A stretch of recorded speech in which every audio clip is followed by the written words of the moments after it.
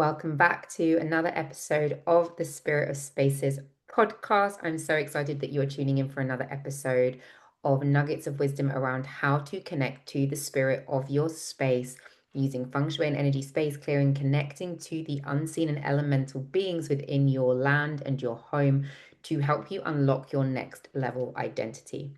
Today, I want to share a story with you that happened to me recently around where the spirits of the land were actually not honored, despite the fact that the intention was to honor the spirits of the land when we arrived at this certain place, and what happened as a result of not honoring the spirits of the land. So, you've heard me talking a lot about connecting to the spirits of your space and what it means to connect to the spirit of your space and how to start doing that, and some of the ways that spirits of the land and of your homes and of your spaces can actually work with you and become allies with you when you honor them, when you connect with them, when you find ways to give them offerings, to talk with them, build a relationship of trust with them, and how that can actually support you in the version of yourself that you are becoming, how they are there to actually guide you and give you those intuitive whispers of where you get to go next when you actually listen to them. But you also heard me say what happens when you don't honor them, when you don't connect with them. So I want to share this story with you about an event that happened to me recently. I arrived at a piece of land as a guardian for a space, a community gathering, where my role was to essentially be like a steward or a guardian of the space and connect people to the spirit of that space. So, in the opening ceremony of the community gathering, that was my role, to connect people to the spirit of the land, to encourage them to give offerings, to encourage them to check in, to ask permission to be there. And this, in fact, didn't end up happening at this particular gathering. It went in a slightly different direction. I then didn't have the space within that ceremony to actually offer that as part of my offering, as part of my guardianship, as part of my stewardship over the time that we were there. And although I checked in with the community space holder, and I kept kind of saying, I think it's really important that we do this. I think it's really important that everyone connects to the spirit of the space. I think it's really important that we all give some kind of offering. I think it's important that we ask permission to be here because we've landed on this new piece of land. The landowner has obviously given it to you in exchange for, monetary value for you having it for this time so that we can gather here and, have our event, have our community space over the course of a few days. And I think it's really important that we actually honor that and say thank you, not only to the landowner, but to the spirits of the space. And the person agreed with me and it was meant to happen. And for some reason, it just didn't align. It just didn't flow. It didn't happen. And so I did it in my own way. I asked people to connect to the spirit of the fire, to give honor to the spirit of the fire that was continually going. We had a fire keeper who was at this event, was keeping the fire the whole time, burning, burning, burning, keeping it safe, making sure that everybody was safe around the fire, making sure the land was safe around the fire.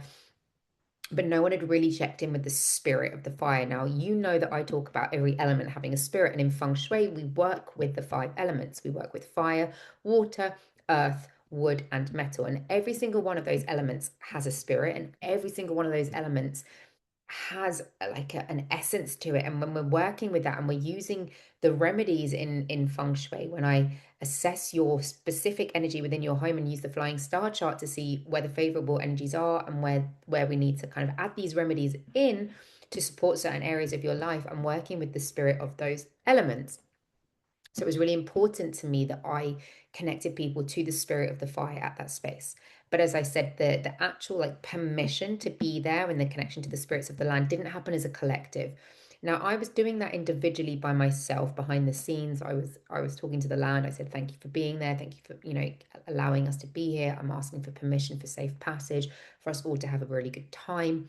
And that was great, like for me to do that. But it wasn't just me. Like I wasn't the only one that landed in that space. There was over 100 of us at this gathering, and it was really important that as a collective we tuned into that, particularly given that we'd arrived somewhere new, particularly given that we were about to like be in this journey together over the next few days, and particularly given that that was my role and why I was there, to be the guardian.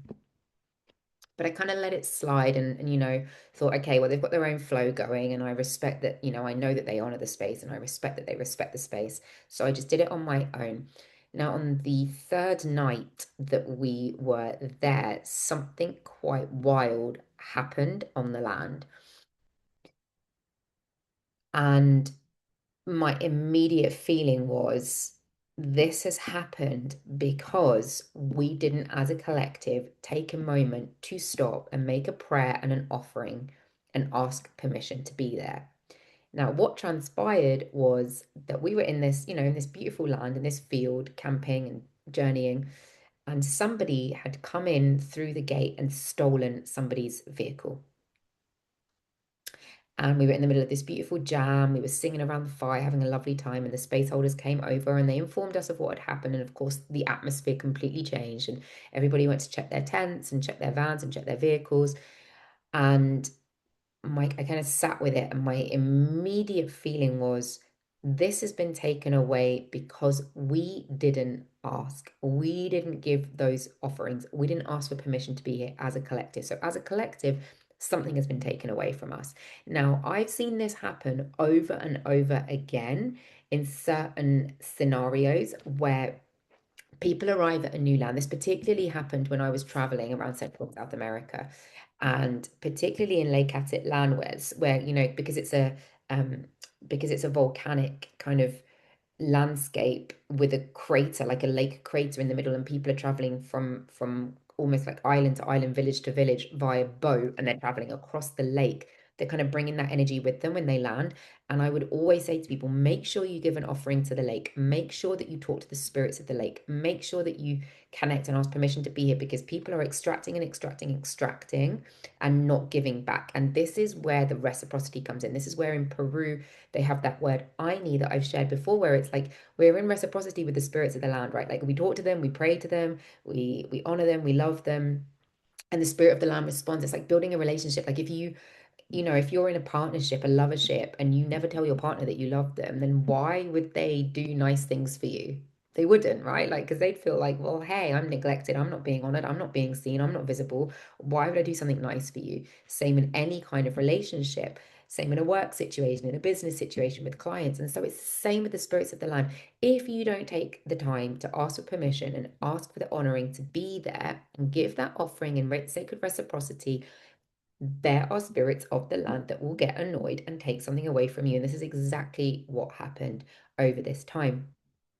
And it really got me kind of thinking again about why this work is so important, about why this is so deeply important that I connect people back to the spirit of their spaces, that you understand that as a guardian and as a steward of your land, of your property, of your home or your space, depending where it is, if it's a workspace or your home, that you are actually truly honoring it and checking in and giving it gratitude and giving it offerings and making sure that you are looking after it the way that you would look after a child or a relationship or a lover or a dog, a pet, a cat, a dog, a rabbit, whatever pet you have.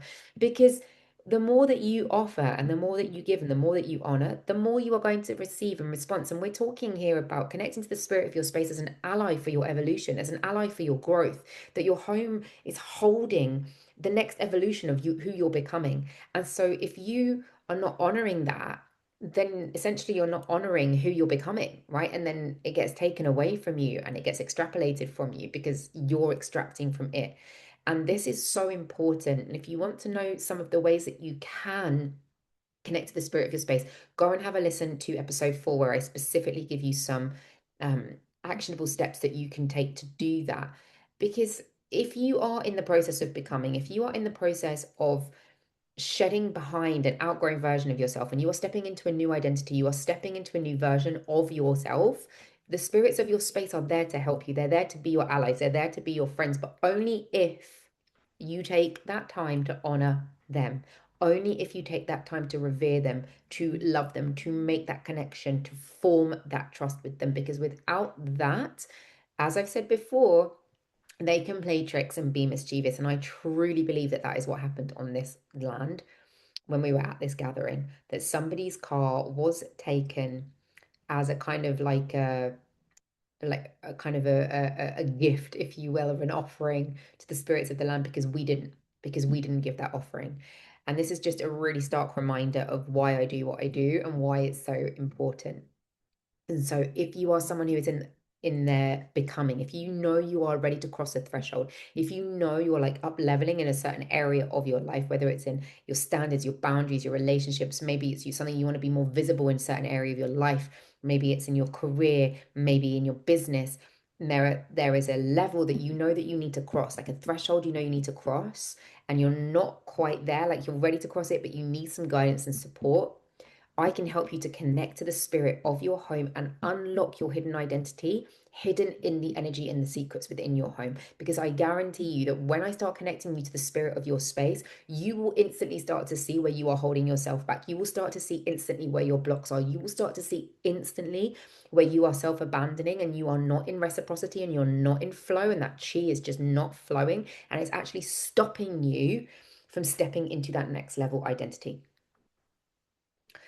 My Radiance Reset energy space clearing journeys are perfect for this, because this is, I literally go in and I like within like 2 to 3 minutes I can see exactly where the blocks are within your home and your space, and I can clear those for you, leaving you a clear pathway and some clarity on how you can actually cross that threshold, how you can step through the front door, how you can step through the portal, the temple doors into your living temple, and turn it into this like beautiful palace of energetic flow and mastery, so that you are then upgrading your identity. Because I know you came here to live in your highest timeline. Like, who doesn't want to do that?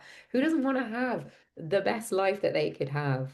The most nourished, relaxed, calm, chill, fun, joyful, juicy life, where opportunities are flowing to you and you're attracting the clients you want, and you're attracting the relationships and the opportunities that you want, and money is flowing to you easily, and you feel at ease within your living temple, within your environment, and within your body temple.